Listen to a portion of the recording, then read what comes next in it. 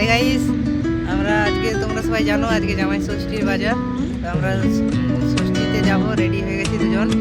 দেখো আমরা রাস্তায় দাঁড়িয়ে আছি। তো চলো নেক্সট যে যাব ওখানে কি হয় বা কেনাকাটা থেকে সব কিছু তোমাদের সঙ্গে আলোচনা করবো। এবং লাইন পরে তো আমরা রেলপথ পেরিয়ে যাচ্ছি বাড়ির দিকে।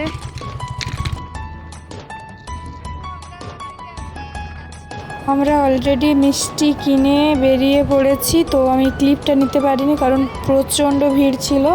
নেক্সট ফল দোকানের কিছুটা ক্লিপ নিতে পেরেছি, যেটা তোমাদের সঙ্গে শেয়ার করলাম। তো তারপরে আমরা ঠিক বাড়ির দিকে রওনা দিলাম। ওকে, এসেই কিন্তু ফটা দেয়নি।